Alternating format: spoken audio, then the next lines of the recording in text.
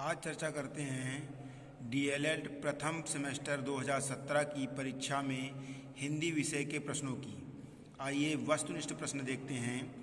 देवनागरी लिपि की विशेषता से संबंधित नहीं है, तो इसमें जो बोला जाता है वही लिखा जाता है। एक वर्ण में दूसरे वर्ण का भ्रम नहीं होता।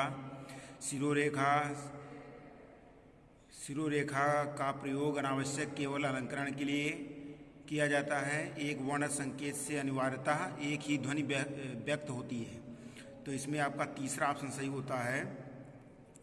सिरोरेखा का प्रयोग अनावश्यक केवल अलंकरण के लिए होता है। दूसरा प्रश्न है, भाषा की सबसे छोटी इकाई है। भाषा की सबसे छोटी इकाई वर्ण होती है। चौथा ऑप्शन सही होता है। वर्णमाला का आशय है। वर्णमाला का आशय होता है वर्णों के व्यवस्थित समूह से। तीसरा ऑप्शन सही होता है। चौथा प्रश्न है, हिंदी भाषा में मूलतः वर्णों की संख्या मानी जाती है, वो है 52। दूसरा ऑप्शन सही होता है। 11 स्वर होते हैं, 41 व्यंजन होते हैं। अयोगवाह है, तो अयोगवाह विसर्ग होता है। फर्स्ट ऑप्शन सही होता है। अतिलघुत्तरीय प्रश्न देखते हैं, हिंदी भाषा के व्यंजन वर्णों के उच्चारण स्थानों के नाम लिखिए। तो क्वेश्चन नंबर 6 है, इसमें कंठ, तालु, मूर्धा, दंत, ओष्ठ, नासिक, कंठ, तालु, कंठोष्ठ, दंतोष्ठ ऐसे उच्चारण स्थान होते हैं। 7वां प्रश्न है, संयुक्त अक्षर व्यंजनों को लिखिए। छा, छत्री, ता, त्रिशूल, ज्ञा, ज्ञानी। समानार्थी शब्द का आशय लिखना है, तो समान अर्थों वाले शब्दों को समानार्थी शब्द कहते हैं। व्यंजन का अभिप्राय स्पष्ट करना है। क्वेश्चन नंबर 10 है, ध्वनियों के उच्चारण में होने वाले यत्न को व्यंजन कहा जाता है। 11 नंबर है, हिंदी भाषा के कौशलों के नाम लिखिए। तो इसमें श्रवण की दक्षता, पठन की दक्षता, वाचन की दक्षता, लेखन की दक्षता, इस प्रकार से हिंदी भाषा के कौशल होते हैं। 12वां प्रश्न देखते हैं।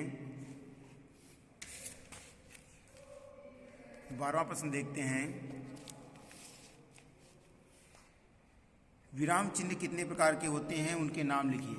तो विराम चिन्ह 14 प्रकार के होते हैं। अल्प विराम, अर्धविराम, पूर्ण विराम, प्रश्नवाचक चिन्ह, विस्मयादिबोधक, योजक निर्देशक, विवरण चिन्ह, उद्धरण चिन्ह, कोष्ठक संक्षेप, लोभ सूचक, हंस पद, पुनरुक्ति सूचक, संक्षेप चिन्ह, निर्देश चिन्ह। तो इस प्रकार से 14 विराम चिन्ह होते हैं। 13 नंबर क्वेश्चन है, अशुद्ध उच्चारण के किन्हीं 4 कारकों का उल्लेख कीजिए। तो इसमें अज्ञानतावश उच्चारण करते हैं। अशुद्ध उच्चारण स्थान का सही ज्ञान नहीं होता है। संस्कृत भाषा के अभ्यास का अभाव होता है या भाषा के अभ्यास का अभाव होता है। शारीरिक कोई दोष होता है, तब भी ये समस्याएं आती हैं। 14 नंबर क्वेश्चन है, छात्रों के अशुद्ध उच्चारण सुधार हेतु ध्यान देने हुए बिंदुओं का उल्लेख करना है। तो शुद्ध भाषा बोलने वालों की संगति बालक की करवानी चाहिए। बालक अनुकरण से सीखते हैं। शुद्ध उच्चारण का अभ्यास करवाया जाए। हिंदी भाषा के ध्वनि तत्व का ज्ञान कराया जाए। पुस्तक के शुद्ध पाठ पर बल दिया जाए। 15वां प्रश्न है, उच्चारण शिक्षण की विधियों का संक्षिप्त उल्लेख करना है। तो उच्चारण शिक्षक में अध्यापक कक्षा में शुद्ध उच्चारण करें। बालकों को व्याकरण के नियमों की पूर्ण जानकारी दी जाए। शुद्ध बोलने वाले व्यक्तियों के संपर्क में बालकों को रखना चाहिए। भाषण एवं संवाद प्रतियोगिता आयोजित की जाए। उच्चारण की प्रतियोगिता करवाई जाए।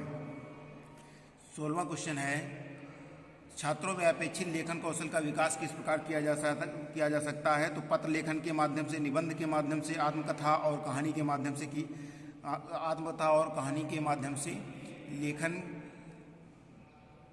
लेखन का जो है लेखन कौशलों का विकास किया जाएगा। 17 नंबर क्वेश्चन, लेखन शिक्षण की विधियों का उल्लेख करना है।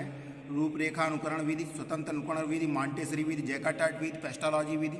18 नंबर क्वेश्चन दिया है, अर्धविराम और पूर्ण विराम बताना है। तो अर्धविराम वहाँ पर प्रयोग किया जाता है जहाँ पूर्ण विराम से कम रुकना होता है, और पूर्ण विराम वहाँ पर प्रयोग करेंगे जहाँ पर प्रश्नवाचक और विस्मय सूचक वाक्यों को छोड़कर अन्य सभी प्रकार के वाक्यों में अंत में किया जाता है और अधिक देर तक ठहराव होता है।